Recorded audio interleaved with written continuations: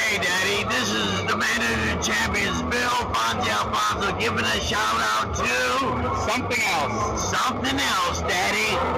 This is Nickel Matala, Great Warrior Wolf, and you are listening to Something Else. I'm Tony Cini, and you're listening to Something Else.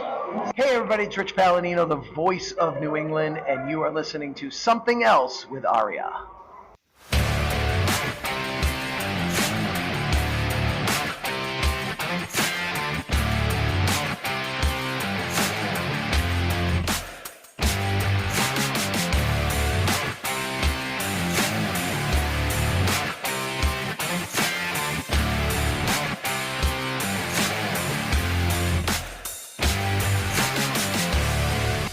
Happy Christmas Kwanzaa and welcome to episode number 152 of Something Else. Feast your ear holes on this week's episode as we take a look at the final Mid-South Wrestling and World Class Championship Wrestling shows from 1983. My name is Arya, and joining me, as always, is the David Manning to my Bronco Lubick.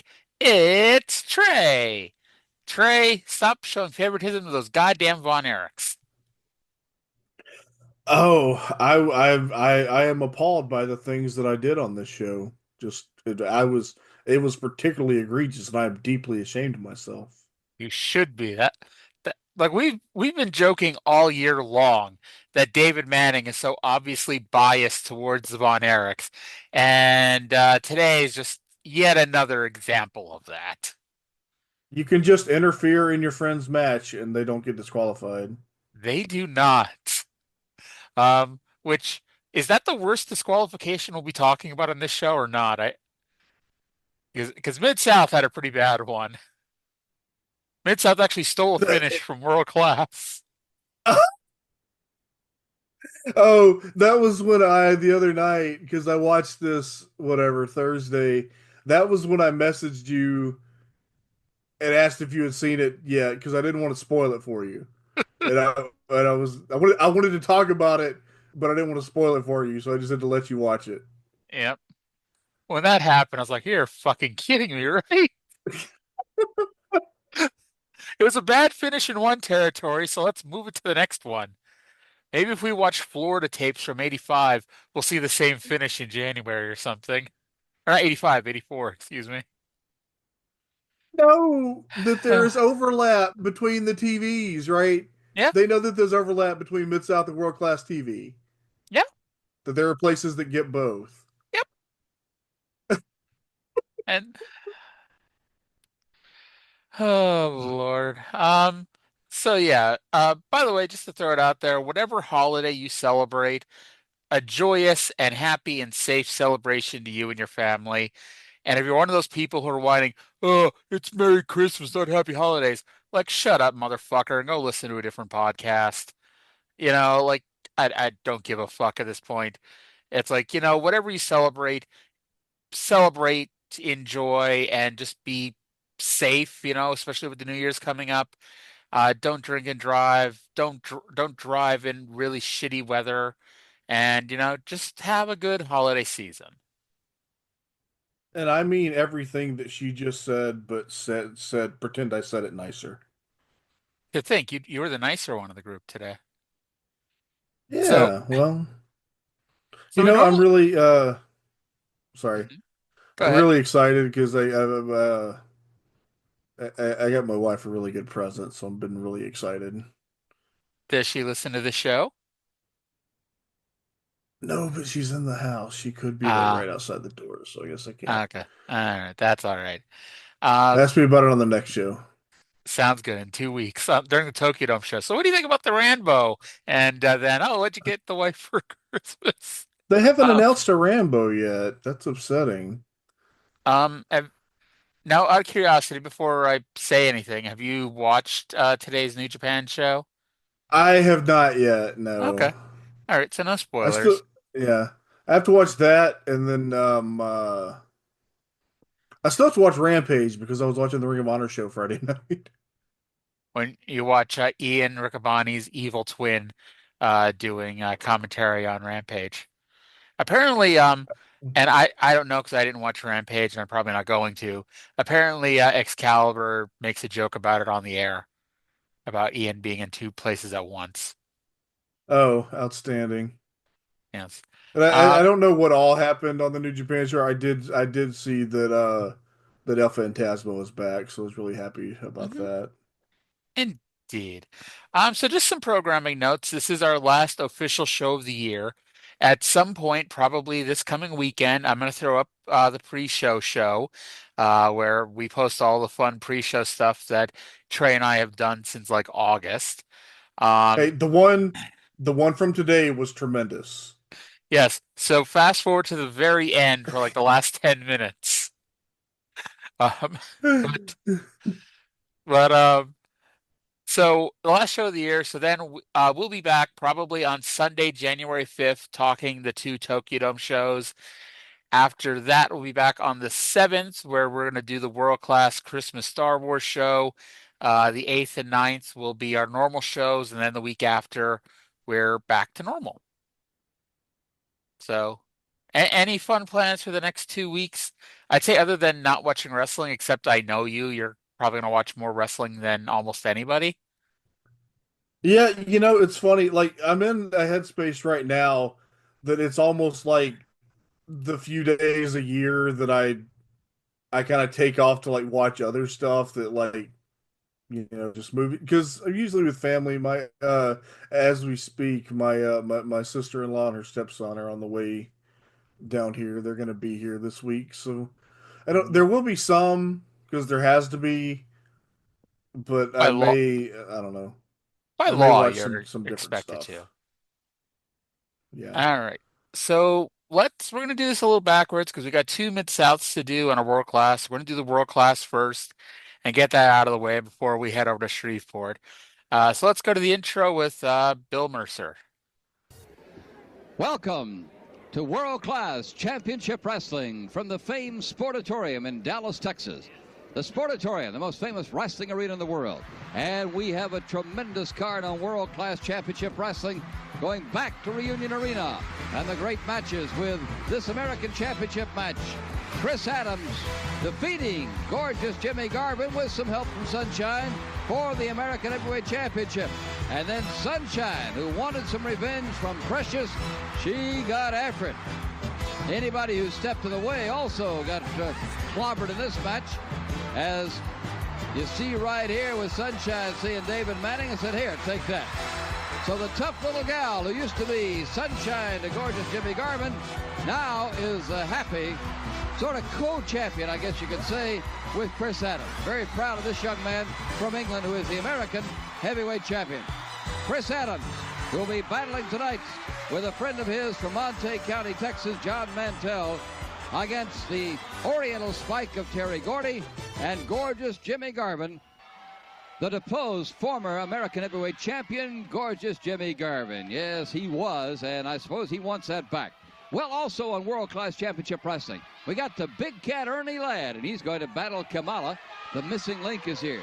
And first, from Reunion Arena, the tremendous holiday Star Wars is going to be Kevin Von Erich and Terry Gordy. Next on World Class. All right. So when he introduced the show, did you think they were going to re-air the Jimmy Garvin Chris Adams match from Thanksgiving? Yeah, kind of. Okay, good, because that's what I wrote. I'm like, they're going to re-air the Jimmy Garvin Chris Adams match, but then the show ended, and I'm like, oh, I guess it's just the that few seconds that they played there. Yeah, that was Uh, strange. yeah, but they are going to air the David Von Erich Terry Gordy match, which was good news because at least I got to fast forward 16 minutes. But we're going to get a just a fantastic match. Kamala versus the big cat Ernie Ladd. And we'll go over that when we get to that match. But Ernie Ladd has pretty much not wrestled at all in like a year at this point. Like he has a little bit here and there, but like by and large, he didn't wrestle for almost all of 1984 or 1983. What? I am fast forwarding already. Um, yeah. So is this lad just needing to get back to work now that he's not the Booker of Mid-South anymore? I guess. Because I mean, he does like, unless I'm mistaken, he's actually becomes the Mid South North American champion, like in 1984. Spoiler alert. Oh. Yeah. And also we're gonna have Jimmy Garvin and Terry Gordy, the future fake birds, or two of the fake birds, in a tag team match against Chris Adams and Johnny Mantel. And for those of you who hate Johnny Mantel like the rest of us, it's a fantastic match. Um, Now they showed, like I said, they showed the David Von Erich Terry Gordy match first from Thanksgiving, the one that I really enjoyed and you really med, and you said at some point you had to go back and rewatch it.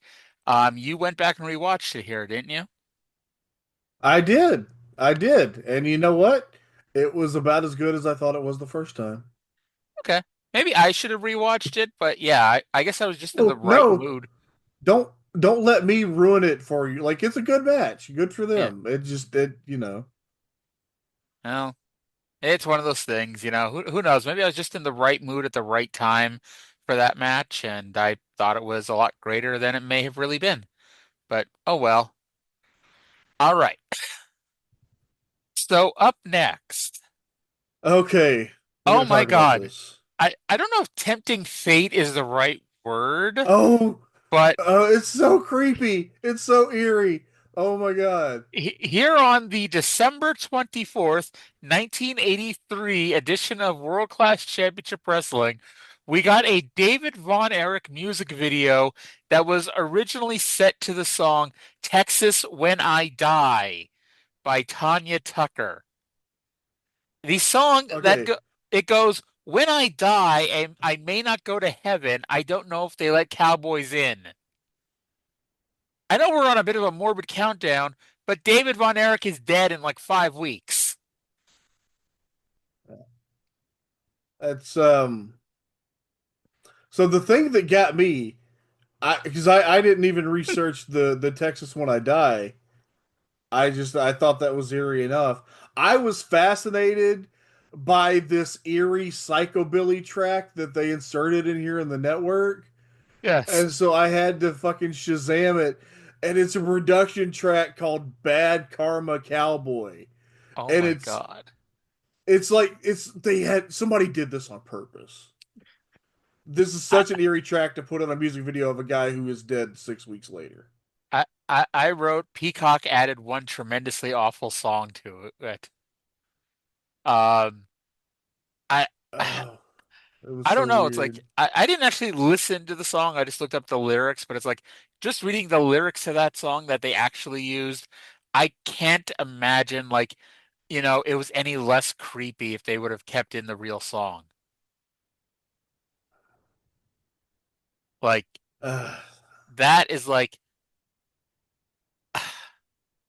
you would think like, if I was Fritz, like I would have gone back before these tapes got sold to Vince or whoever the chain of command ended up being, or the chain of ownership. I would have scrubbed that out of existence. But that oh would well, require Fitz to have shame. that's true. Although I guess Fritz died in '98, so it probably became Kevin. And Kevin, I don't want to say Kevin didn't care, but Kevin probably has no memory of that. Oh yeah, absolutely. But yeah, this was Bad Karma Cowboy.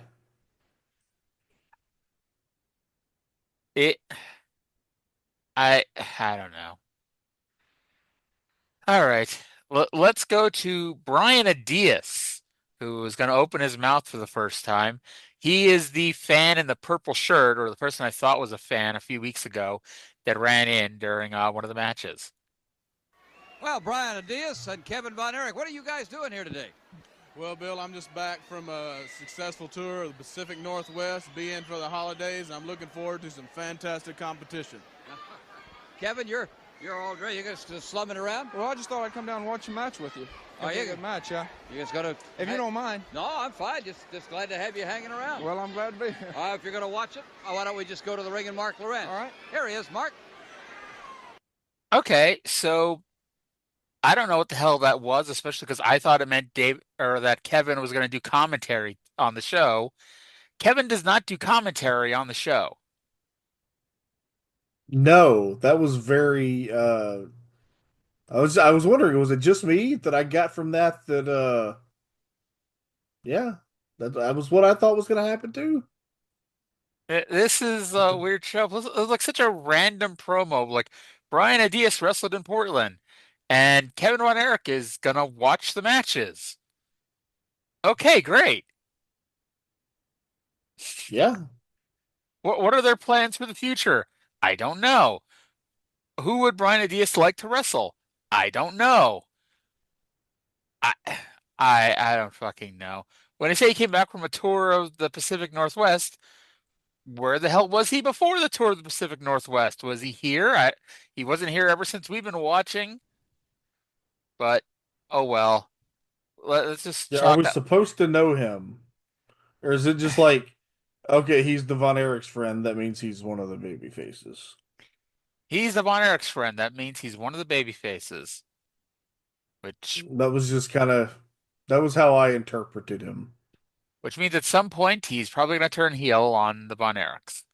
Because baby faces Oh, don't have friends. Or at least friends that stick around for very long. All right, so sad. up next we had Max versus Doug Vines. Unfortunately, this is Dallas, so we never call him Max.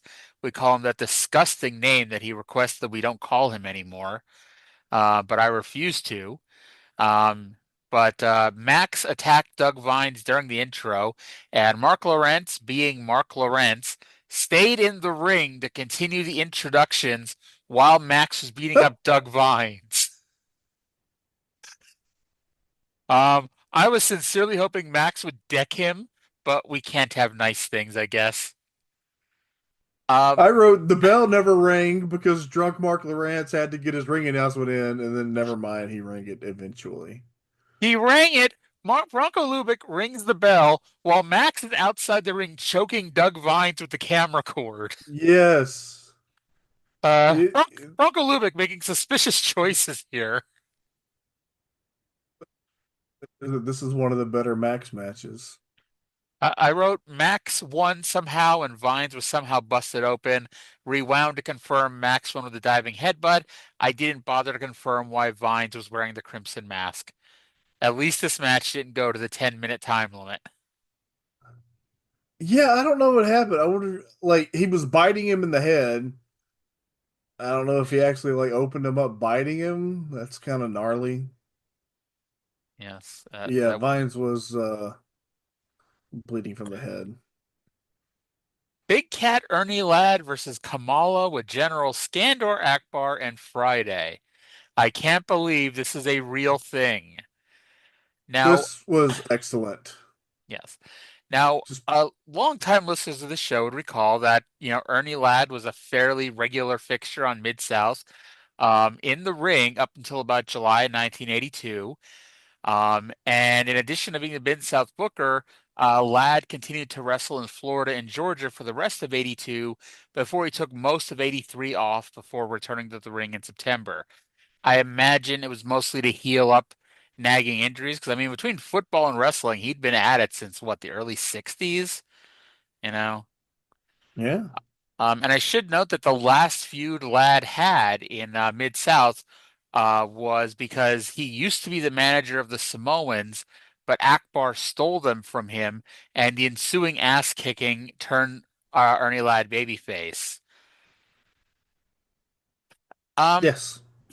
I note here that Ladd is still not that great, but he does have better mobility than he had in early 82. So I'm not sure if he did have surgery or if the time off just helped him. But again, this is the difference in mobility between Andre the Giant at WrestleMania 3 and WrestleMania 4. Like WrestleMania 4 Andre, Oh. yeah. Like you need to watch that early 82 Ernie Ladd and watch him walk across the ring. Like that was just sad. Um, Yeah. This is what the kids today would call a meat match. Is uh, for what this was intended to be, it was perfect. yeah. Kamala at one point did the splits off of an uppercut, and sadly, he did not stay in that position long enough to get a good camera shot. Um, Akbar got brought into the ring, and several minutes later, it was a disqualification. Kamala slams Ladd, and we had a 2-on-1 on Big Cat, and the fans started popping. So I assumed the babyface was on their way down to make the save, but I guess it was like we're just assuming a babyface is going to come out because of course a babyface is going to come out. Um, and no, nobody came out to save Ernie Ladd, and this is where I note where the fuck is Kevin? Wasn't he going to watch the matches with Bill? Yeah. So so here was this here finish. Ladd pulls Akbar into the ring and gives him a big boot, and then chokes him until Kamala saves Akbar. None of that is a disqualification. So then Akbar holds Ladd's legs down so Kamala can splash him, and this is a disqualification. Hmm. So you get disqualified if your manager holds the guy's legs down, but the other guy is allowed to attack your manager and not get disqualified. That was the argument that when Akbar was in the ring before, he wasn't actually doing anything. He was brought in by Ladd and was getting his butt kicked. These are the kind of things that I need to cover in the uniform rules of professional wrestling. Yes. How's that coming along anyway? Every few months I think about it. It would be a tremendous book. I would highly recommend it if you're able to get the time to do that. Um, Maybe people will start adopting it. Main event time. American champion Chris Adams and John Mantel with Sunshine in their corner versus Terry Gordy and Jim Garvin with Precious in their corner. Garvin tried to go after Sunshine, and Mantell saved his life by stepping in between because let's face facts, Sunshine would have kicked Garvin's ass. Um, Yeah. they got the heat on Adams, which would have pissed me off, except the crowd wasn't chanting or wasn't cheering for Adams to get the hot tag to Mantell. No, they were cheering for Adams to make his own comeback. Um, Mantell probably figured what was happening here because he doesn't even wait for a tag at one point. He just gets in and gets his ass kicked. Gordy slaps on the Oriental Spike, and I thought I heard the bell ringing, but those apparently were just the bells in my head. We break down into a tag team match again, and Adams makes his own comeback to the delight of the people. Kevin Mantell, wow.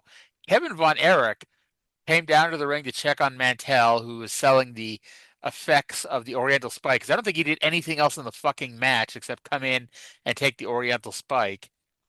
Um, but that drew the ire of Terry Gordy. Gordy kicks at Kevin, so Kevin rolls in and attacks Gordy for not the disqualification. Instead, Adams pinned Garvin with a back suplex. Does it surprise anyone to find out that David Manning was the referee here? And then it was cat fight! Cat fight! Probably should let you do that, doing a Joey Styles impression there. But Sunshine ripped Precious down by the hair, and Precious needed to be dragged to safety. Yeah, that was what the fuck? Like Von Erich can just do whatever they want. Yeah, you can interfere in matches, whatever. Just you can have a little interference as a treat, Kevin. Yeah, it was a Christmas gift to Kevin. Makes me wonder why whatchamacallit, they disqualified Kevin a few months ago when David ran in during the Harley race match. You know. Yeah, Yep. you know, interesting point that. All right, so let's go to a show closing promo with Kevin Von Erich and Chris Adams, apparently. For a visit, that was rough. I've had enough, Bill. This is the final curtain. I guarantee you, just like Michael Hayes, Terry Gordy is leaving the state. The next chance I get, he's leaving. I'm through. I'm finished. Thank you, Kevin. Hey, Chris. Good to say congratulations. Bill. What about? Well, you know, I want to talk about Garvin, obviously about Garvin. Now, listen, everybody saw how I beat him. I've beaten him more than once. I've beaten him a dozen times. And I owe Sunshine a favor, and that's just what I'm going to do, because I'm going to beat Garvin, and if I do beat him, Sunshine gets Garvin in the ring for 5 minutes with Precious. I mean, I can't wait for it. Hey, he likes that. She doesn't. Minutes. It only takes 2 to scratch her eyes out. Thank you, gang. Good luck. Hey, I can't wait for that. World-class champion. Did they air these shows backwards? Last week, Jimmy Garvin, or what's his name, Mercer, said that he heard that Chris Adams had challenged Jimmy Garvin to a match where if Adams wins, then Sunshine gets 5 minutes with Precious. So last week we got Jimmy Garvin's response to the challenge. This week, Chris Adams made the challenge. Maybe, maybe they reversed the tapes. Can we? I'm not going to watch them both again to determine this, but I mean, to be fair, possibility.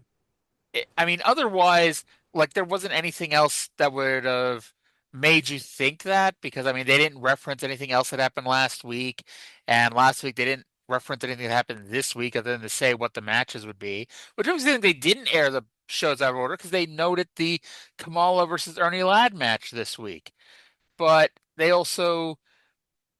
aired this Chris Adams promo backwards, I guess. I don't fucking know. Maybe this match was supposed to be last week, and through the power of editing and the magic of television, they reversed when the matches were to happen. Yeah, it's a very possible might have been thing. I gotta say, I think that Precious has very valid reasons for not wanting Sunshine anywhere fucking near her. Mm-hmm. She's a bit crazy. She just said she was going to gouge her eyes out. That's a pretty damn good reason to not want to stick around somebody. I'm Team Sunshine, but that's excessive. Mm-hmm. All right. Now, I'll be honest, I don't know what matches are even on this Christmas Star Wars show other than Ric Flair's defending the world title. So I guess we'll see come January 7th what actually happens on the show. I imagine it's this Terry Gordy, Kevin Von Erich, loser leaves Texas for a 1 year match, but I don't actually know that as a fact. We'll see here in a couple weeks. I have no idea. Okay, then. Great. All right. So we're going back over across the state lines here to Shreveport, Louisiana, and Mid-South Wrestling. First up, December 24th, 1983, because, it would be weird if we were started with December 31st. But either way, let's go to the intro of the show. And in the intro of the show, Bill Watts says something that I did not think of until right now when I'm reading it here. Let's go to Bill. Hi, wrestling fans. We hope your holiday season has been wonderful for you and your family. Boyd Pierce is on a well-deserved Christmas vacation. We're looking forward to the greatest year ever in 1984 here on Mid-South Wrestling. Lots of great things happening. A lot of new stars are on the way to Mid-South. Today, we will see Hacksaw Duggan against the turncoat, Krusher Darsow. Also, a great television main event, Leaping Lanny Poffo and the Iceman King Parsons against Hacksaw Butch Reed and Jim the Anvil Neidhart. A great one of the newcomers on the way, Terry Taylor, also the Midnight Express. But right now, courtesy of the Mid-South cameras, we're going to give you some more of that insight into what it takes to pay the price. Without pain, there is no gain, is an old saying in sports. And we're going to see right now how Wrestling 2 has been driving Magnum TA to seek his quest for a championship. It's been another grueling day in the training regimen of Magnum Terry Allen, and these workouts conducted by Mr. Wrestling 2, Magnum TA's coach. We've seen several hours of viewing film of previous matches by Mr. 2 and Magnum Terry Allen. Also, we've been on a 5-mile run out in the freezing cold weather. Now we're in the gymnasium, and Mr. Wrestling 2 is taking Magnum TA through some stretching exercises. Let's watch what they're doing now and go over and get a closer look. Mr. 2. Magnum Terry Allen is training with Mr. 2, which just, I mean, I guess, right? But anyway, So Bill notes that Boyd Pierce is on vacation this week. Do you know why that's a funny statement for him to be making on this show? Yes, I do. Okay, great. So we'll cover that one here in a few minutes.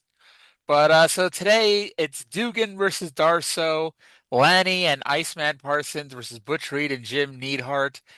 Plus, we're going to hear about a new wrestler on his way into Mid-South, Terry Taylor. Oh boy, don't we? I'll talk about it when we get there. But these song choices for these Terry Taylor videos, I just don't know. Was it the Terry Taylor video on the second show?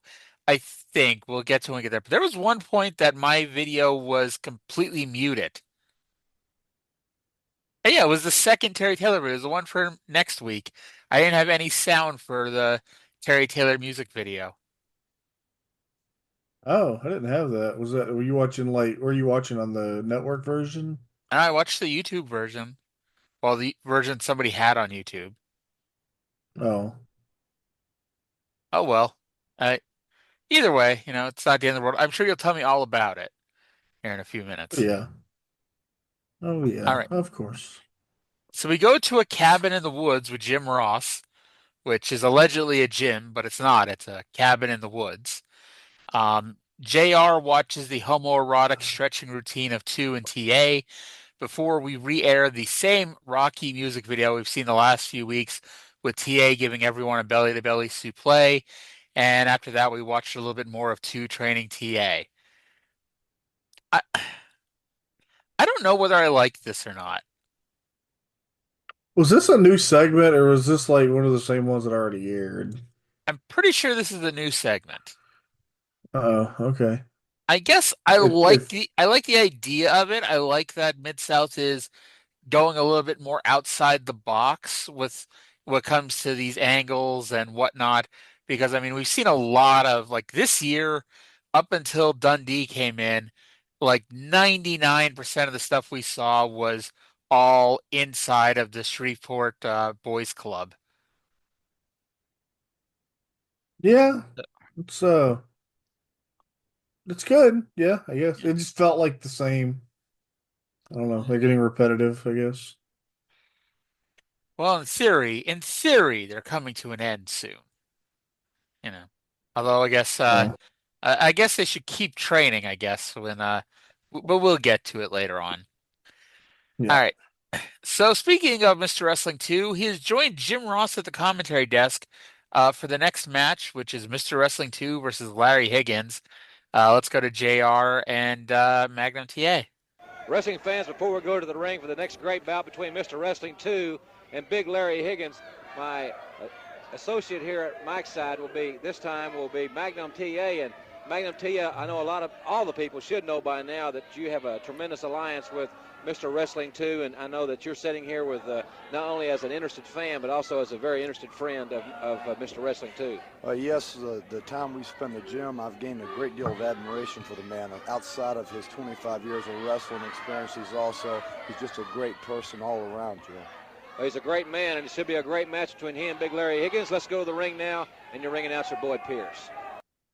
All right. So I'll be honest, that was pretty much nothing. I really could have skipped that, but I mean, yeah, it's furthering this whole thing here with Mr. Wrestling 2 and Magnum TA, and 2's here to watch his coach get it done in the ring.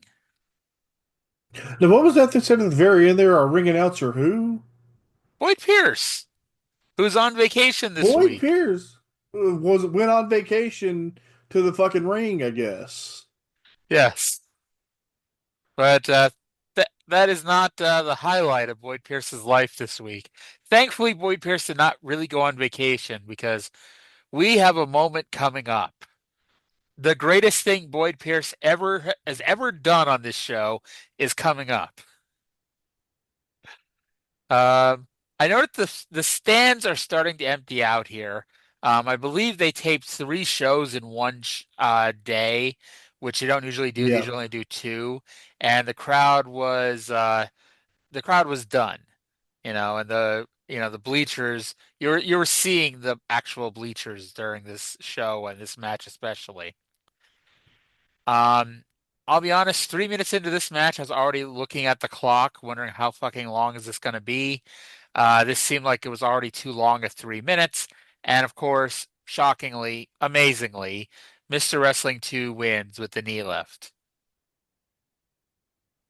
This was awkward. It was like two doing a slow grinding kind of victory over fucking Larry Higgins, while Magnum TA sounded ever so uncomfortable on commentary. This, I mean, I don't know what TA did before this, before his run in Mid-South, but this may have been his first push and his first time on commentary. Where did he start? He's from Virginia. Did he start in like Crockett and then go to Florida? He went to Florida. He's been to Florida, right? I 'Cause know that he was was where he met Dusty. Yeah, and that's where the issues with Dusty and Eddie Graham came in, because when Dusty went to go book Mid-Atlantic, he took all the Florida guys, including Magnum TA, and that led to a lot of contention between Dusty and Eddie Graham. Which actually, like, we say that, but I mean that's something bookers did. They took their guys with them when they went around. Um, Looking on Cage Match, it looks like at least his first reported matches were in Portland. Then he went to Florida, it looks like. Actually, he did a little bit in Southwest. And then he went to Florida. And then, without continuing to go to the next page, I'd assume from there he goes here to Mid-South. Yeah, he spends pretty much all of 82 in Florida. So, yeah. All right. So, there's your story of whatchamacallit, of Magnum TA. Magnum TA, yeah. Yes. Sorry, my screen was doing something weird right there. All right.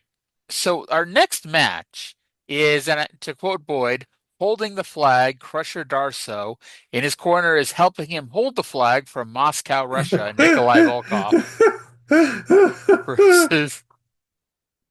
versus Jim Duggan. Now, I don't want to say, we're going to sit here and play the audio of every announced 2-0 that he does commentary on the show, because they have a revolving door of color commentators on the show. We heard Magnum TA a minute ago. Right. Well, but this one is special. Yes. This one is historically significant. This is a first time ever commentary duo that would go on to become one of the most legendary commentary teams of all time. And to be honest, I knew this happened and I still couldn't believe this happened. Let's go to JR with the call. Well, Hacksaw Jim Duggan and Krusher Darsow in this match of Mid-South Wrestling. And here with me at my side is the king, Jerry Lawler. And Jerry, this one started off like a house of fire, just like we knew it would. Well, it sure has, Jim. I've wrestled all over the country. This is my first time down here in Mid-South Wrestling. I've heard nothing but good things about it. One of the hotbeds of professional wrestling, and a match just like this proves that that's exactly true. Yeah. Jim Ross and Jerry Lawler, the WWF Attitude Era announce team, their first ever match that they ever announced together, Krusher Darsow versus Jim Duggan on 83 Mid-South. It's insane. It's awesome. Yeah. I think it's safe to say that you would have lost money if everyone would have made you bet when they first started announcing together. Yeah. So, I think I finally put together why Krusher Darsow's new look has been bothering me. Is that he looks just like the Vincent D'Onofrio character from Full Metal Jacket. Okay. Have you ever seen Full Metal Jacket? I don't think I have. Oh, okay. Does he have a buzzed head and wear short red tights? He didn't wear short red tights, but just the kind of a visual of like a large white dude with that haircut. It looks like a very dangerous and unsettling character from that movie. Okay. If you had told me he was wearing short red tights, I may have gone out and watched it. We maybe had to press pause on the podcast so I could go watch it. I'm Um, sorry. no worries. It's not your fault, allegedly. So Duggan does a jumping double chop to the shoulder, which I'm fairly certain he has never done before, and if he has and I just didn't notice it or notate it, it's a weird ass fucking move. Um, the finish sees Duggan go for the spear. He actually does a spear, but Darsow collides with the referee. Duggan hits it again, but Volkov gets in the ring, puts the boots to Duggan, and then throws Darsow out of the ring, making the cover and putting his head down and covering it. So he looks just enough like Darsow to where the referee made the count, and Nikolai Volkov pinned Jim Duggan here. Magnum TA, of course, being a tattletale, he came running out to tell Johnny Martinez what happened. Johnny Martinez, this is not world class, or yeah, this is not world class. So Johnny Martinez did not believe him. It's also not Smoky Mountain. Randy Anderson then came out and they got the referee to reverse his decision. And so the Russians hit the ring. We have a four-way brawl until Reed runs down and drags TA out of the ring. That doesn't last long as TA posts Reed. Neidhart runs in. We have a 4-on-2 fight until two Poffo, Iceman, and someone barefooted run into the ring to fight the heels off. Who the hell was barefooted? I had no idea. I didn't even know. I just wrote a bunch of baby faces. Like, there's like one random person with no boots on. Huh. One of the job guys? Oh. Maybe I mean, it probably was, but I mean, they came out with the top guys. So, but it is what it is, and I'm pretty sure that guy did not come back the rest of the show.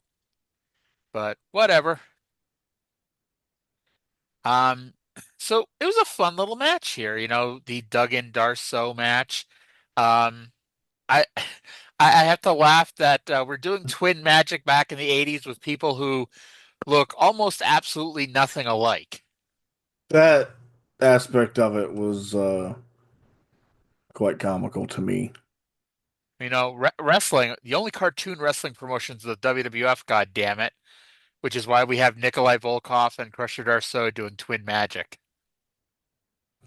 Yeah, no, they were like doing a lot of goofy stuff in these territories too, Yeah. including like I know like I watched some of the late 81, early 82 Mid-South like a few years ago, and they were like the fucking I think Akbar got jerked in and pinned on a finish when he wasn't in the match. Like there's always been dumb shit like that.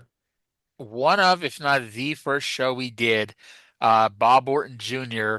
ran in to help the heel side out, and he got dragged into the ring and pinned in a match that he was not in.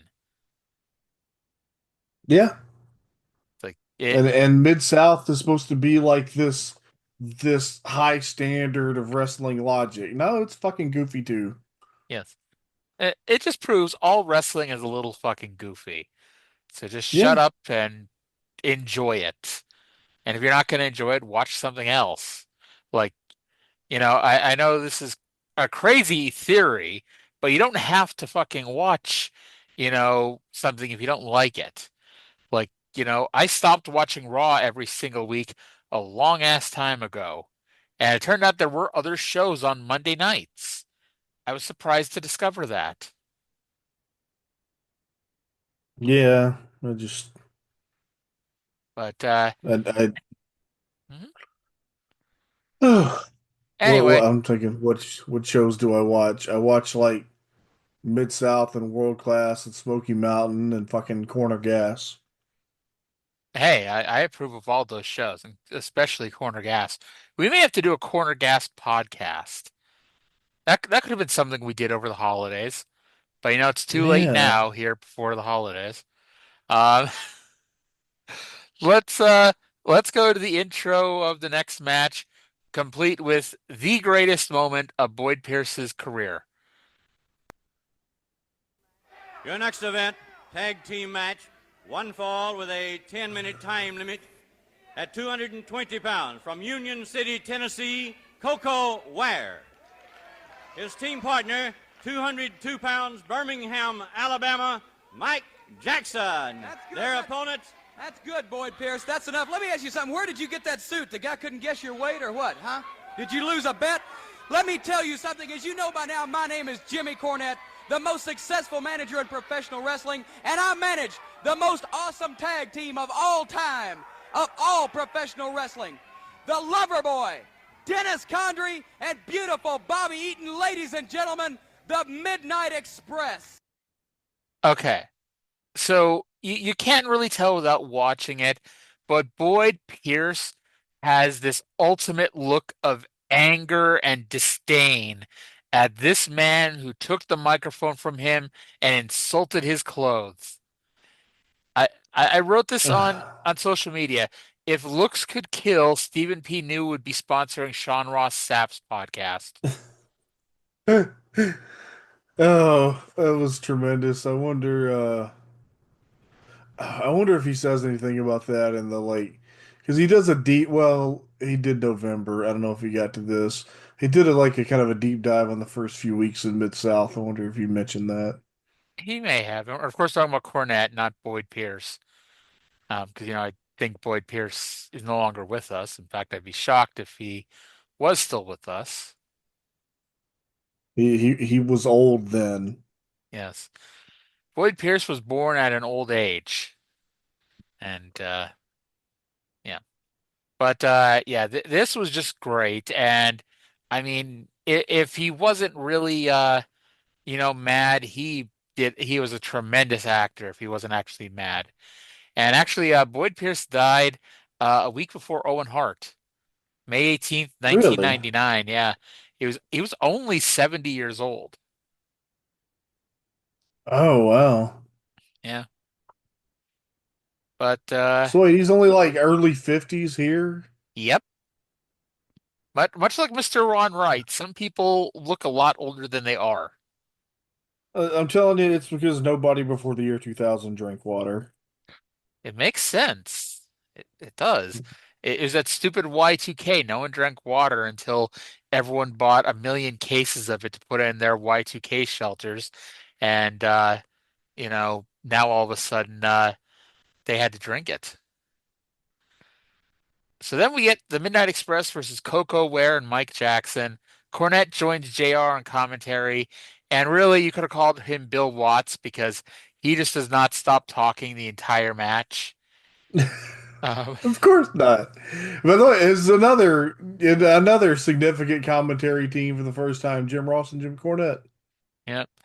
Coco missed a move, on purpose. That was part of the match, which made JR said that Ware made a tremendous miscalculation, which made Cornette say Coco Ware is a tremendous miscalculation.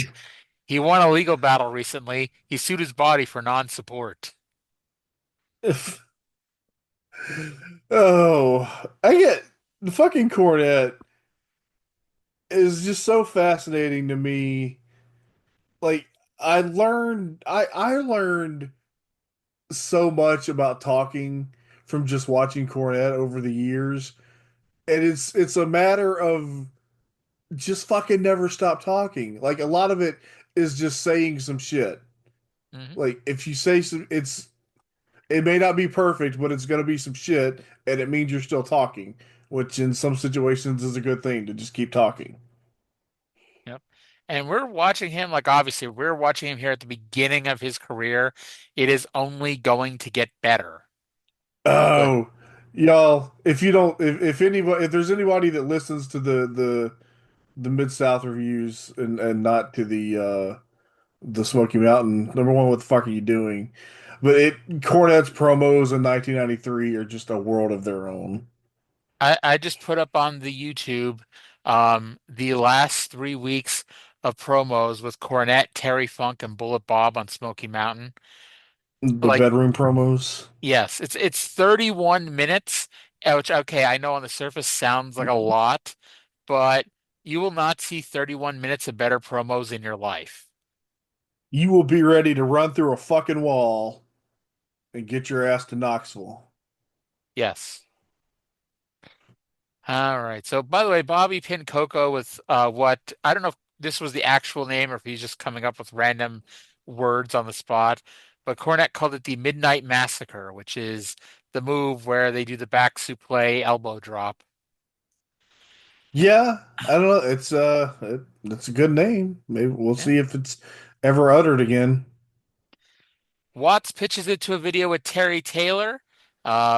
I didn't even bother writing anything else down about it, but I mean it was like highlights of Terry Taylor in Georgia, and I think Memphis was in there too.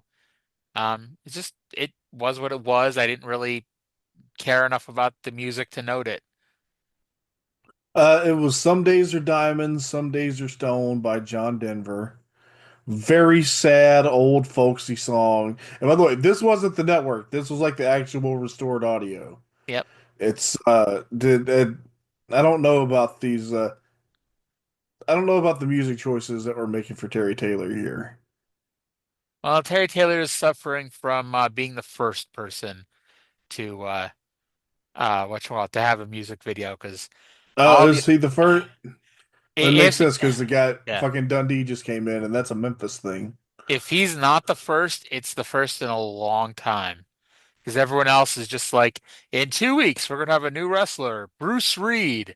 And then in 2 weeks, Bruce Reed doesn't show up, Butch Reed does.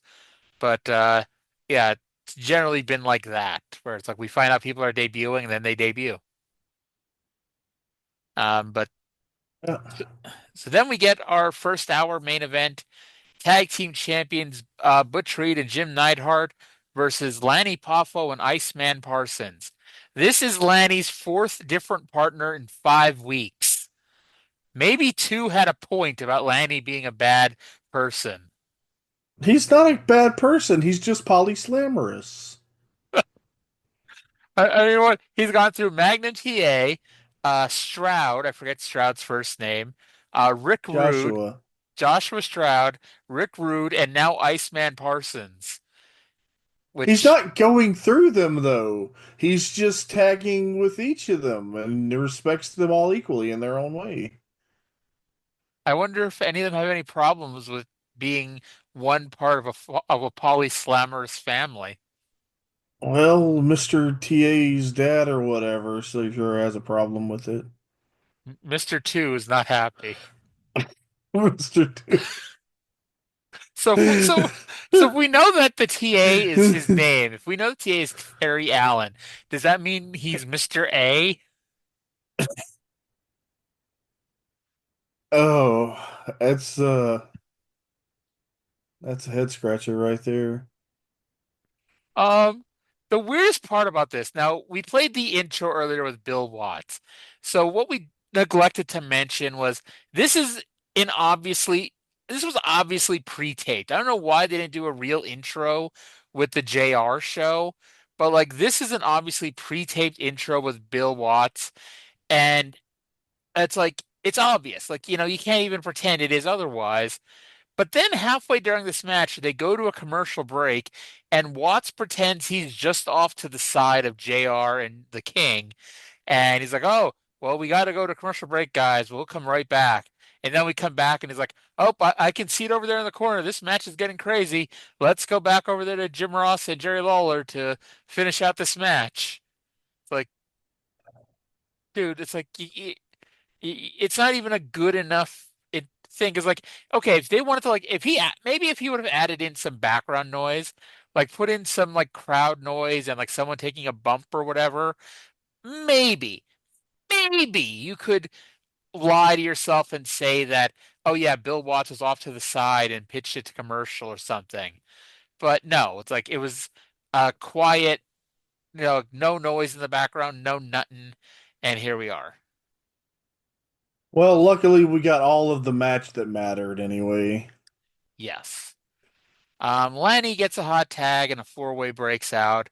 Iceman gets posted by Reed as we settle back down into a 2-way. Parsons is wearing the Crimson Mask. This has been a bad month to be Iceman Parsons. Maybe Reed should have tried setting his face on fire. At one point, JR has a a slip of the tongue and calls Lanny Randy Poffo, but that got Oh, ignored. I'm sorry, what was that? I said, oh, Yeah. Um, Now I'll say this: that Iceman Parsons is a very charismatic worker. His matches get over, especially in world class. But this match was so much better as a handicap match than it was as a tag team match. Um, and you then know, Mhm. okay, so I don't want to ruin the reveal. Have we? I don't even remember. What? What was I talking about? My I, train of thought derailed. I was saying it was better as a handicap match than a tag match. Oh yeah, well as a whole, okay, they're doing the same match that they did on World Class like 2 weeks ago or 3 weeks ago It was on the with the Thanksgiving Super show. Destroyers. Yeah, Yeah. the Thanksgiving Thunder, Thanksgiving Star Wars with Parsons and Junkyard Dog against the Super Destroyers. So they did the exact same basic idea, but hmm then like everybody in this match is better than everybody in that match, so the match was better. Which is funny because one of the people in that match was Iceman Parsons. You know, it's funny. He might have been the best worker in that match. Yes. Like Yes. he's Reed and Neidhart are better than the Super Ds. Lanny Poffo is better than Iceman, and Iceman is better than JYD. exactly. Except it was Parsons playing the role of Parsons in both. Oh, I thought JYD was the one that got taken out the last time. No, no, it Oh, was Parsons. at first I thought it was JYD. But No, so was they this did the Parsons 2-on-1 better? on Dog. Was this Parsons better than the last Parson, do you think? I think they were the exact same Parsons. Okay. Well, This is a common denominator. um, so the finish of this match, keep in mind we told you Iceman Parsons got busted open, and so he got taken away to be looked at. Um, Okay, hold on. I have to ask you something first. At mhm, what point did you realize it? that he got taken away That they were doing the exact same finish? when the bell rang. Because Really? when he ran in, Oh, I started typing out if this was world class, it would have been a disqualification, and then they called the disqualification. as Yes. soon as Reed ran Parsons' head into the ring post, I'm like, oh my God, they're doing the exact same finish. And then they did it. They did the exact same thing, beat for beat. Yes, Iceman Parsons, a participant in the match, ran in for the disqualification in their match against the tag team champions. Uh, just to make it compared even more, it's also a match against the tag team champions of both promotions that Iceman Parsons got his team disqualified by doing the Spirit of 76 comeback. So it was a much better match with the exact same terrible finish. Yes. Do you think Fritz, like, do you think, I mean, was Bill Watts there at Thanksgiving, you think? Actually, no. Oh, was he? No, I'm sure it was Parsons' finish. I'm sure he like, hey, we just did this in Dallas and it got over, and nobody's fucking thinking about the fact because Watts wouldn't have done that. Watts would not have done something on his TV that he knew had just happened on Dallas TV. That was the wrestlers just doing something and not thinking about it.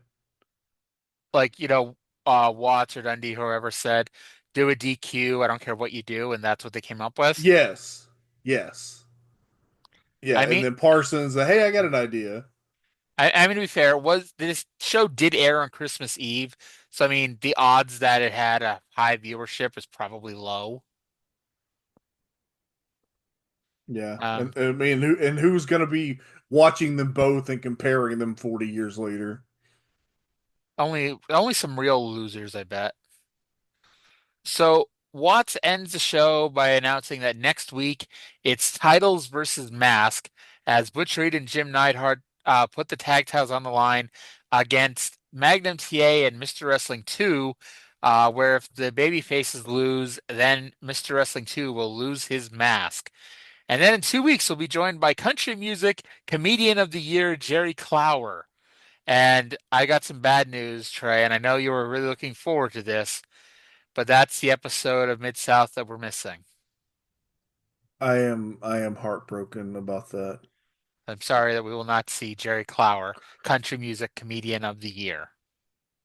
But the good news is next week has already happened. So December 31st, 1983, let's go to Bill Watts to introduce the show. Hi, wrestling fans. Cowboy Bill Watts here. First of all, we want to thank you, because in the 5 states in which Mid-South Wrestling airs, you, by tuning in, have made us the #1 television program in our time segment in every market we're in, and we certainly do thank you.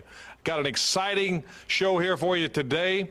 We have Mr. Wrestling 2 and Magnum TA in a no disqualification match inside a steel cage with Wrestling 2's mask at stake versus the Mid-South Tag Team titles, Hacksaw Butch Reed and Jim the Anvil Neidhart. Also, Hacksaw Jim Duggan against Krusher Darsow. We've got the Midnight Express. We've got Terry Taylor. We got a lot of exciting action. First of all, again, a new concept by Mid-South. We've started taking our cameras on the road and getting into the training habits and different things of the wrestlers. And we've been fortunate enough to see a new concept with Mr. Wrestling 2 as the coach of Magnum TA, and they work out in all kinds of weather. And remember one thing, without pain, there is no gain in the sporting world. And certainly we're going to see as Magnum TA pays the price. Let's listen and enjoy the music of Rocky. Mr. Wrestling number 2 has become a tremendous superstar in wrestling, the champion of champions, and he's developed that tremendous reputation with the help of the feared $1 million knee lift. No other wrestler in wrestling has mastered that hold. But as we see here, Mr. Wrestling 2 is giving Magnum Terry Allen some advice and a workout on the lower body. And Mr. Wrestling 2, I know that your lower body is extremely strong, and that's what your goal here is with your pupil. Bill, that's exactly right. In order to have the power and the drive, you've got to work on your lower body, and that's exactly what I'm preparing him for. TA, if you would, let's get some pushes here. Push those to the side. All right, come on down. I want you to go all the way down to where you can stretch these muscles in here. That's it. It's been a very interesting time in the preparation of a potential superstar professional athlete. But now we're very privileged to be behind the scenes in the training area, the training camp of Mr. Wrestling 2, and I know that this is a very privileged information and the first time that, to my knowledge, that you've ever shown anyone the training techniques in perfecting the $1 million knee lift. Well, you know, I've always been in the past a little evasive on answering your question when you did ask me about the knee lift. Well, what it all boiled down to, yes, I was preparing him for the knee lift. He didn't know anything about it. But now he does. People out there are going to know, and I've always wanted to create another man to carry on perhaps one of the most devastating moves to professional wrestling. 4-step run and drive with it again. Okay, come on. Very good. Again, hold your arms in the air where you get a little more coordination there. All right, come on down. Okay, very good. Now get back about 10 steps, come in with a driving knee. Let's see you pop the bag, baby. Come on. Give it hard. Come on. Let's see something. There ain't nothing running. I want to see something running out of the bag. Come on. Come on, hit it. Oh, hang on. Let me show you how it's done. Okay. That's the way you do it, pal. That's it. Understand? That's the way you've got to be done.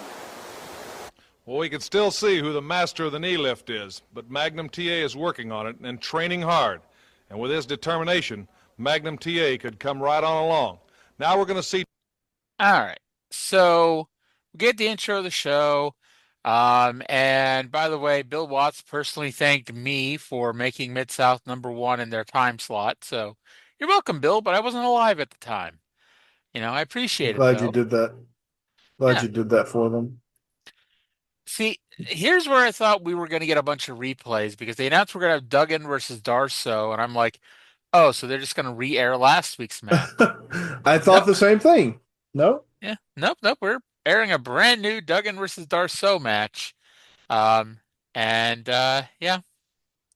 But we're going to have our tag team title no DQ cage match. And when they said no DQ cage match, my first thought was, well, why the fuck would you have to say that? It's a cage match. Of course it's no DQ. And then I remember Vince fucking Russo, the first match of the first Impact of the new era was that dome cage match TNA did where they put like 10 X Division guys in it. Yes. And it ended when Homicide got disqualified. And that was the first match of the Hulk Hogan TNA era. And it all went downhill from there. It's the worst. Yes. By the way, to this day, I don't remember what match it was, and I don't remember the tape it was. Honestly, it shouldn't be hard to find out. But when I was a kid, there was a little video store. It was a little out of the way. It was called Haddisty's in Pottsville, Pennsylvania. And one of the tapes they had to have been a UWF tape because I still remember watching a tag team cage match on a Mid-South UWF videotape that I rented that had Ted DiBiase and Steve Williams in it. But like I said, I don't know what I know what made me think about it is this show and the match that was on here. But like I have no memory of the match. I got no memory of the tape that it was. I just remember that match. So one day I've never heard of like Mid-South UWF doing any like commercial video releases. Yeah, maybe it was like one of those like those mass-produced VHS tapes of just like stuff from companies that went out of business kind of thing.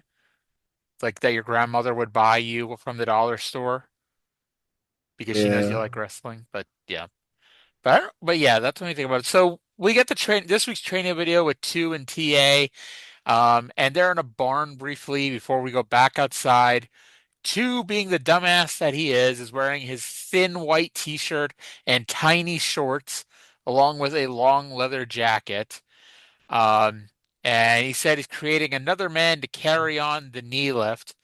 And we're teaching TA the knee lift, which is an interesting theory. Now, I'm sure you noticed this, but did you notice, of course, when TA and JR held the bag for 2 to give the knee lift to, they were holding it at an angle, and 2 obviously did not put a hole in this fucking bag of horse seed or whatever it was.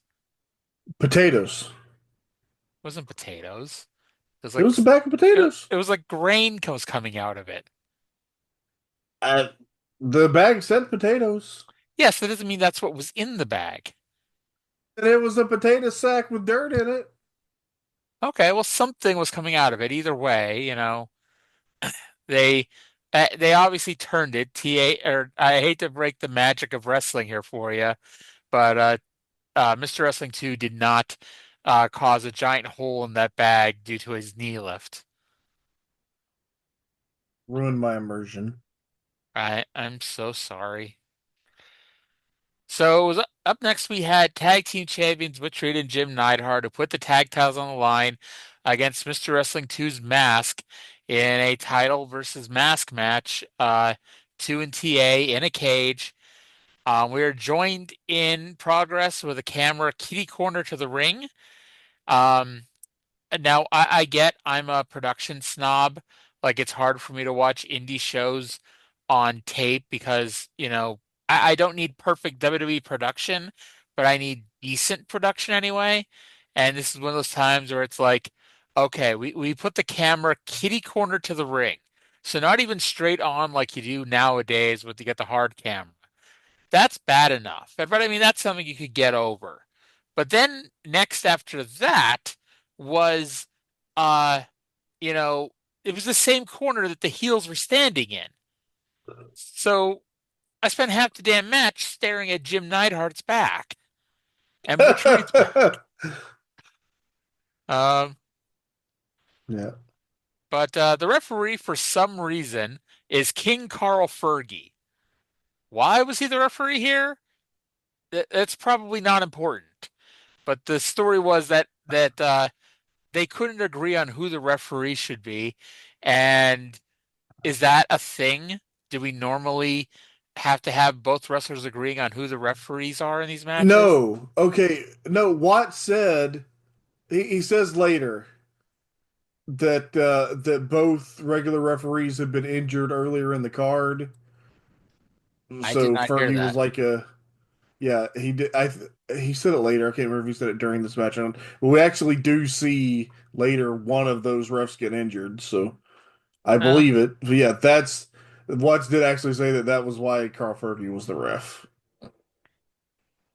so apparently, and Watts told us that earlier in the day, some kid told Bill Watts that Mr. Wrestling 2 should wear two masks to the ring in case the heels try to rip one off.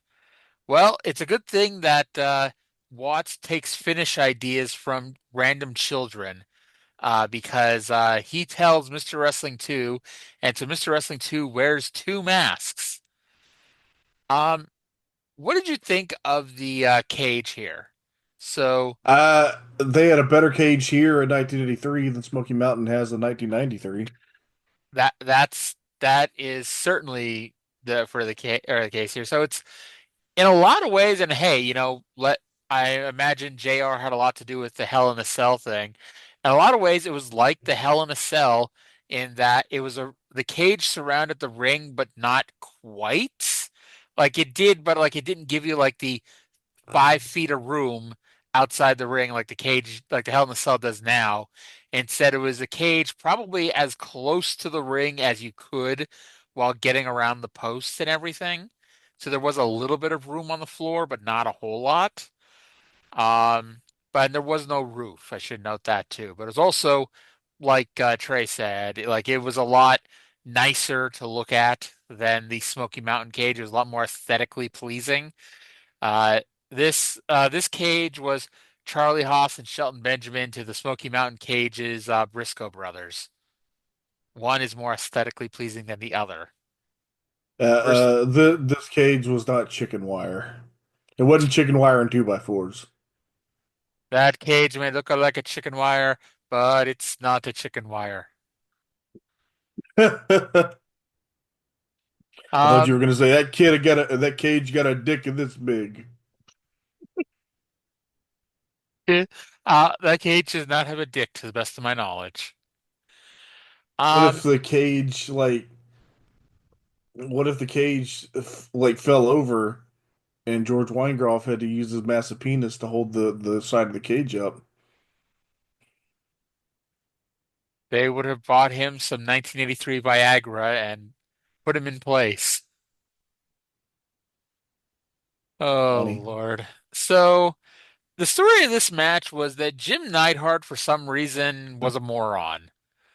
Um, so Reed had Mr. Wrestling 2 beat, but Neidhart insisted on being the one to actually beat 2.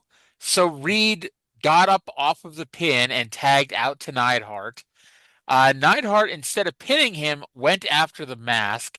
He hit the Samoan drop and had the match won, but instead he picked up 2 and he pulled the mask off.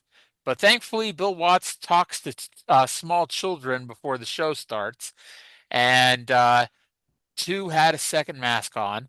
And then in the ring, 2 made the hot tag, and TA hit Neidhart with a belly ready suplex to win the tag team titles while Watts coughed into the microphone because you couldn't just re-record these things. Now, do you think that Watts himself talked to children, or do you think Grizzly Smith talked to children and just brought word back? That was not where I thought you were going to go with that. Oh, Well, wherever you thought I was going to go was probably the better place. do you think a lot of 11-year-old girls watch Mid-South Wrestling? Uh, yeah, probably Okay. more than you'd think.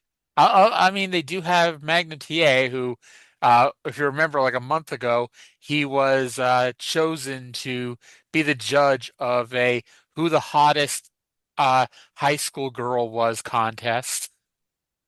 That was definitely something that Grizzly Smith set up. Definitely.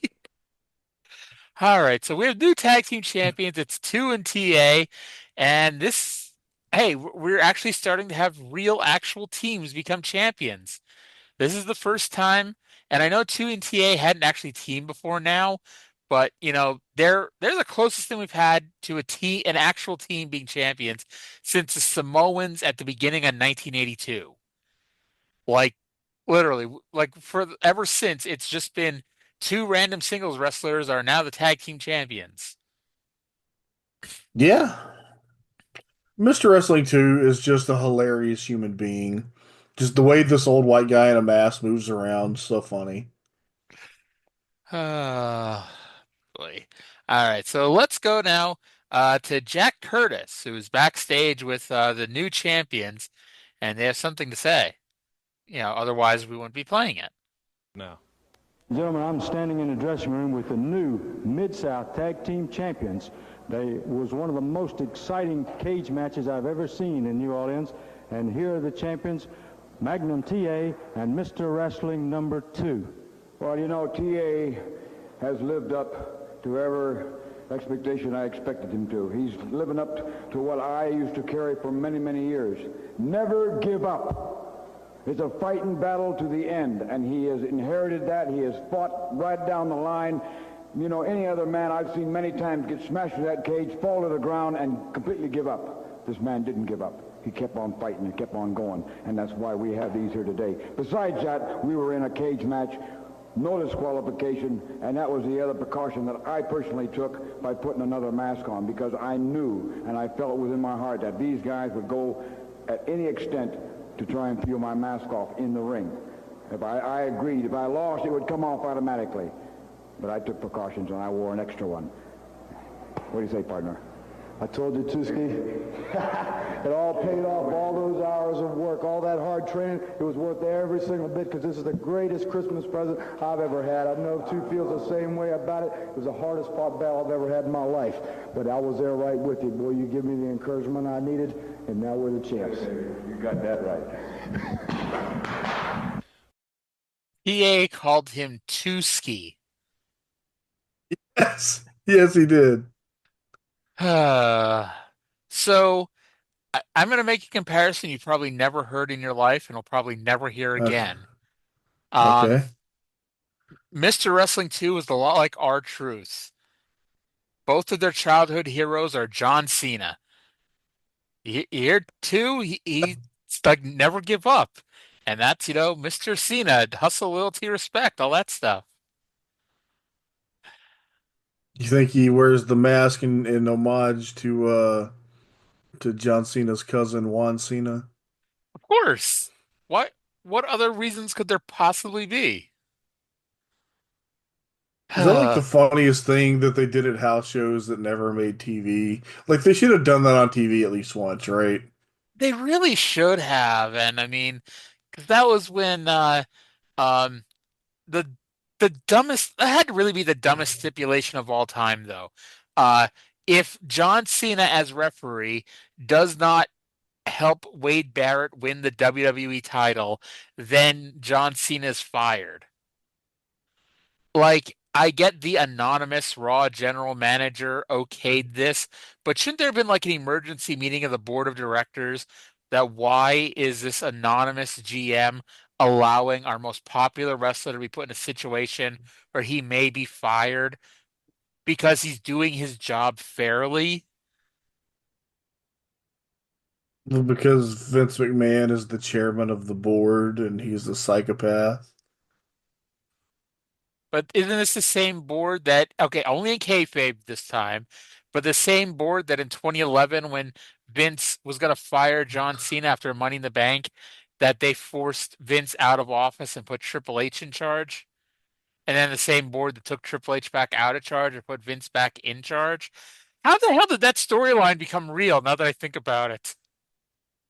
Did CM Punk leave with the WWE title in 2023? No, he left with the AEW title in 2023. Apparently, when CM Punk leaves companies with the WWE title, or I'm sorry, leaves companies with their world title, Triple H gets put in charge of the company, of a company. By the way, if you haven't been keeping track, folks, Braun Breaker is currently the linear AEW World Champion. Congrats to Braun Breaker. You know, I'm really happy for the guy. Yeah. All right. So two takes all the credit for wearing two masks. He doesn't credit any children that Bill Watts or Grizzly Smith may have been talking to before the show. What a dickish move there by Mr. Wrestling 2. All right. So then Jack Curtis goes to the losers' locker room where he talks to Butch Reed and Jim Neidhart while someone that I best described as Bad News White sit at the table with them. Let's go to that promo now. Gentlemen, I'm in the other dressing room now, and I'm with the losers of the Mid-South Tag Team Championship. It was one of the most exciting cage matches I've ever saw. Hacksaw Butch Reed is here. Butch, it was a tough one. One thing about it, a cage match with no disqualification, there's going to be a winner. You fellas are losers. Hey, we should have been the winners. Let me tell you something. I had Wrestling 2 beat, you understand? And this man, my partner right here, he's concentrating on taking his mask off instead of beating that sucker. We had him beat right in the middle of the ring. You understand? Let me tell you one. Let me make one thing perfectly clear around here. You understand? I paid the cost to be the boss. You understand? I took my partner, Jim the Anvil Neidhart, from out of nowhere, and I made him somebody right here in Mid-South. You understand? I am the general out there, and the problem with him is he thinks that now that he is the boss, let me tell you, I sacrificed my North American title for him. I got painted yellow behind him by that greasy lapdog. Now I've done sacrificed the Mid-South Tag Team Champions. We were the champions. We were the kings of the hill, and he blew it because of his stick iron head. Instead of the anvil, they ought to call this fool Jim the Ironhead Neidhart, because I have done put too much into him to have to walk around like this in defeat. You see, the trouble is with him and a lot of people around here, they don't know their place. You understand? When we out there in that ring, I am the boss. I am the general. You see his attitude right now? But you see, Butch Reed is always going to be Butch Reed. I'm always going to be the boss. And if anybody don't like it, then all they got to do is just leave. Ladies and gentlemen, you just heard it from Butch Reed. It sounds to me like this interview's over. All right. So, who the hell was this bald white guy?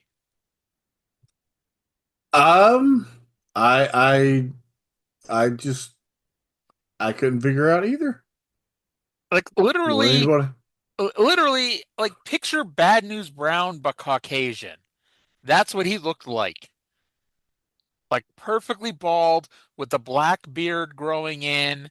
Like, and all you saw was his profile. So maybe if I looked at him straight ahead, I'd be like, oh, that's, it's not Grizzly Smith, but that's, who the hell's the president? Charlie Lay.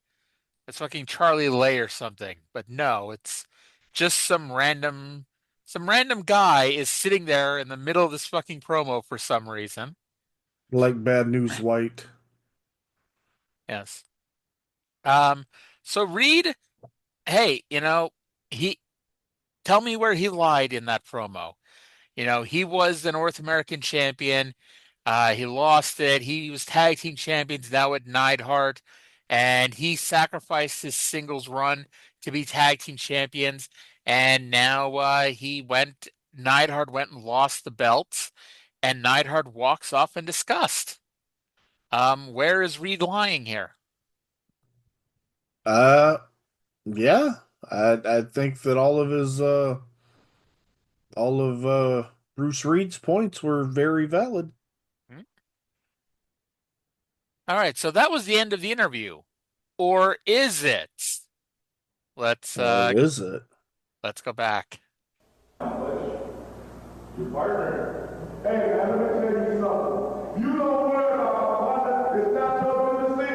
You just like him. You don't know your place either. The thing is, Butch Reed, who are you calling stupid? Because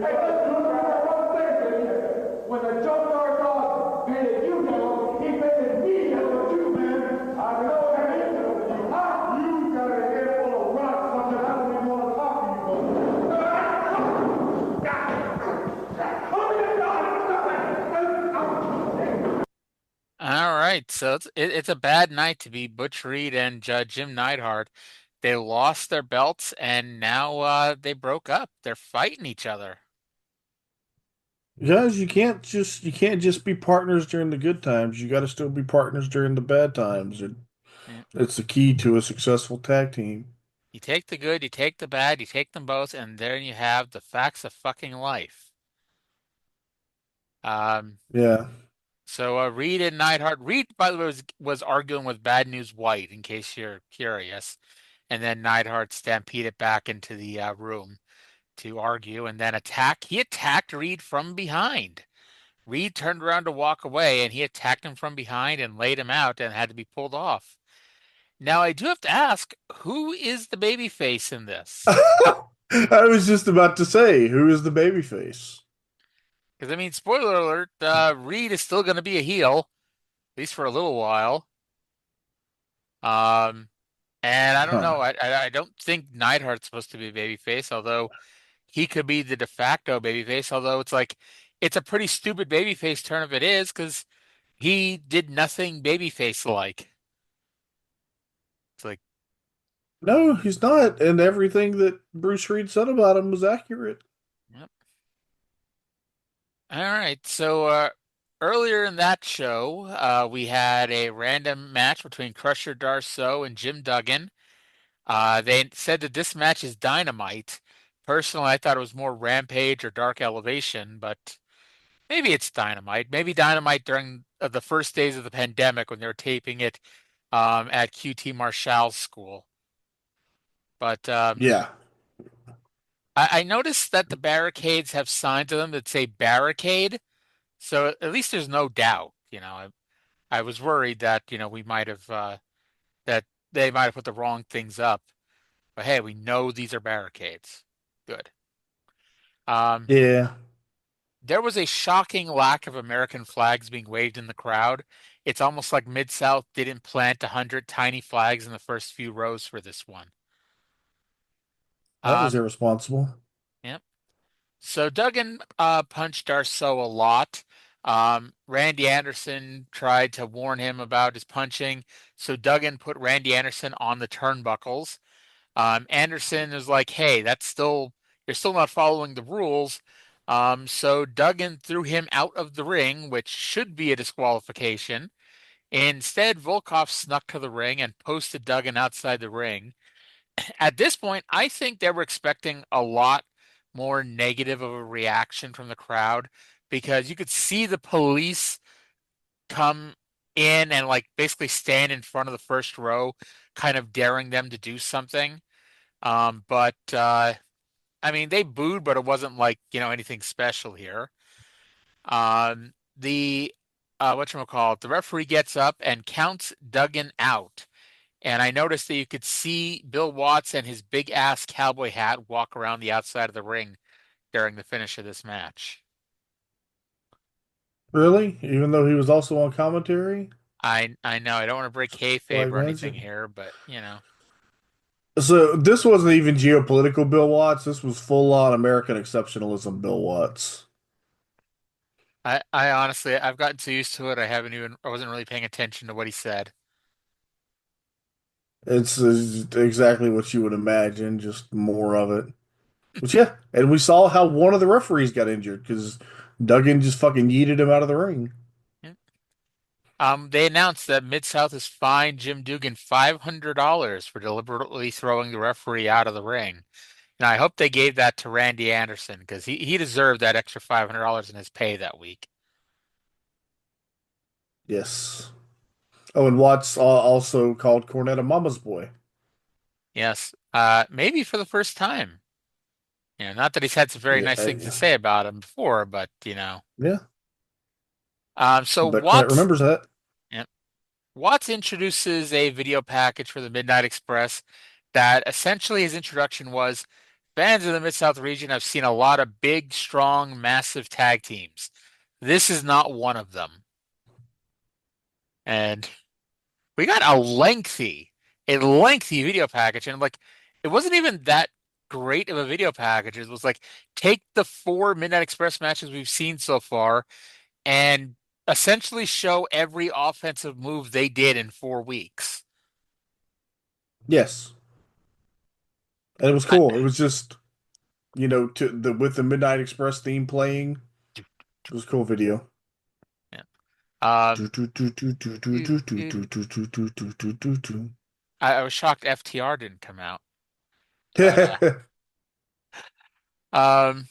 by the way, I love AEW, but I gotta sometimes call out the bullshit when I see it. The guy that does the AEW music, I heard him once talk about how he came up with FTR's music, and the way he described it, whether or not he meant to make it sound this way or not, but the way he described it, he is like he created this brand new song that had never been heard before, and inspiration just came to him one day. And I was kind of like, okay. Not, even though it's a direct ripoff of the Midnight Giorgio Express. Moroder Midnight Express theme. Yes. So by the way, they also kept in Cornette's second intro before the music video as well. And then we get the music video for Terry Taylor. And now, was this the same song as last week, or was this a different song? No, this was New Kid in Town by the Eagles. The song was so fucking chill. And you don't want the fans to associate a babyface with relaxation. You need hype up music, not mellow music. Who the fuck is picking these songs? What's his name? Oh my God, the basketball player that then was on ESPN forever, that was a total hippie. Oh my God, why can't I think of his name? Tall guy, used to play for Portland, got injured a lot. Um, he talked like this. I can't help you at all. I don't Yeah. know sports. I'm sorry. Oh my God, I don't know. I can see him. I don't know why I can't think of his fucking name. Anyway, somebody out there listening to this is screaming his fucking name. But anyway, the hippie guy from ESPN slash the Portland Trailblazers slash the Boston Celtics, knows who is the person who picked out the music for this. Anyway, next week, Terry Taylor, Kerry Von Erich, of all people, and along with Country Music Comedian of the Year, Jerry Clower, will all be here. And It's a lot. Mhm. That's a lot. It's a lot going on. It's a lot of star power. Then we get, I don't know if I want to call this good or bad. We got a music video leading up to a random live event match in Oklahoma City. And like the music video, like was like, here are some fans coming into the arena. Here's the interstate. Here's, a few things in the area. And that led into a 3-on-2 handicap elimination match with Jim Duggan, Dr. Death Steve Williams versus Kamala, Max, and General Skandor Akbar. I don't know what the point of that music video was. I don't really know what the point of this match was, except to fill 5 minutes. I do like that, again, I'll keep saying it. I like that they're experimenting with new ways to present the show, because you'll never know what works until you try something. Yeah. And then this is this was fine. It wasn't like good or anything. It filled the space adequately. And then we get the match, which was Duggan and Dr. Death winning all 3 falls themselves. Max got pinned, Kamala got DQ'd, and Akbar got pinned after, even in highlighted form, Akbar got pinned after way too long. Felt like his segment at the end went much longer than it should have. I'll say that the look, I liked that they used better lighting in this one than they did in the New Orleans matches. Because, like, I know Jim Cornette will scream about this, but it's like, I want to see the crowd. I don't just want to see pitch darkness, in the background. You know what I mean? Well, in Oklahoma, in Oak City, they're in the Myriad, which is a beautiful new arena. In New Orleans, they were in fucking rundown, dilapidated municipal auditorium. Yeah. And so that was it for the show. Like I said when we were talking about doing 2 shows in one, like, these aren't best of shows, but like they're definitely off the beaten path. Although we obviously did get a lot of good stuff here. Yeah. Sorry, you caught me in the middle of a yawn. That was yeah, these were like fun, substantial little shows they had. Because even we had a lot of clips on this show, but they were like new stuff. Yeah. And here's to 1984, and with this, and I've been mentioning this for a while, we are officially the longest running podcast, the longest running weekly podcast that reviewed Mid-South by the week. And that's kind of a weird way to say that. But, of every show that's ever tried to review Mid-South Weekly, we've lasted the longest. So, hooray for Hurrah! that. Hooray Yes. for us. Yeah. I love Brian Even- Alvarez, but like y'all didn't sit here and watch the last 3 years. You know, y'all jumped ahead to the beginning of 1984. I haven't even listened to those shows yet, just because I don't want to know what's going to happen. I'm proud of us, even if I was only here for like the last 25 or so. You've been here since June. It's all good. But so that's going to do it for 1983, and that's going to do it for 2024. Trey, thanks for being a hell of a co-host on this podcast. You Oh, people still may not listen, but it's a hell of a show they're not listening to. hey, we have more fun doing it, right? Exactly, and that's the most important part. But before we go, do you want to say anything, plug anything, et cetera, et cetera? Yeah, what's today? Okay, this is going out Christmas Eve. Yes. All right. So if don't fucking listen to my bullshit instead of being with your family, but if you're driving to and fro and need some shit to listen to, check out the Oh My God cast because we had a new episode drop this past last Tuesday. There's gonna be a new one to drop next Tuesday.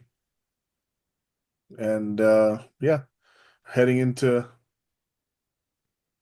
it feels like a big moment of change. We're going from 2024 to 2025, and then we're going from 1983 into 1984, Mm-hmm. and then we're still just somewhere in the late summer, early fall of 1993. All right, well, that's going to do it for this week's show. Thank you all for listening. Have a great fucking holiday, and we'll talk to you again in like, I don't know, 3 weeks at this point, 2 weeks, whatever. See you then. Bye.